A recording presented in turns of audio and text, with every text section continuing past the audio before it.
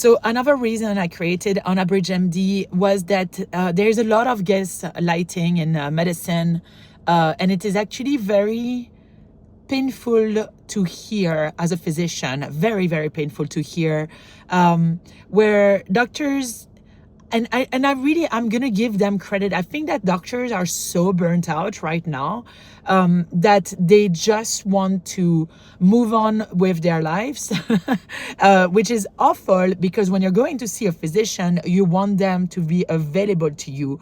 We actually know from research that the relationship with your doctor allows you to heal, or the opposite, right?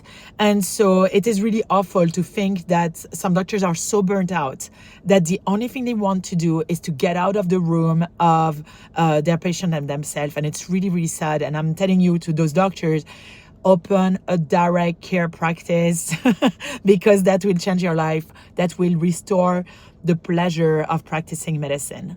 And so this gaslighting in medicine is really real in patients with autoimmune disorder.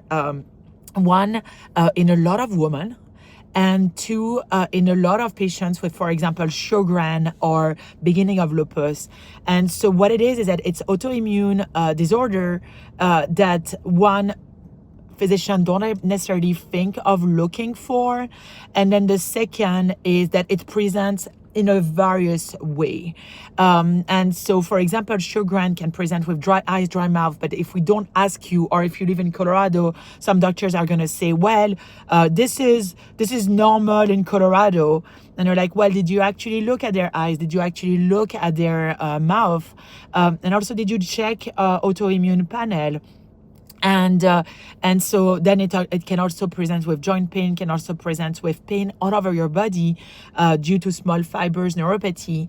And I wanted to take the time to figure out what's going on with our patients to actually make a diagnosis. If they do not have that, then what is causing the pain? What is causing all of them symptoms, right? Like, that's like number one. It's okay to say, well, you don't have an autoimmune disorder, but like, what is going on? So that's number one. And number two is I want my patients to feel heard, because if as a physician you don't hear your patient, then who else can listen to them? Right? Like, the job of a physician is to listen to our patient and to reassure them and to prevent what is preventable. Simple, like super simple. And unfortunately, I think in the insurance-based model, we don't have the time to do that. So we take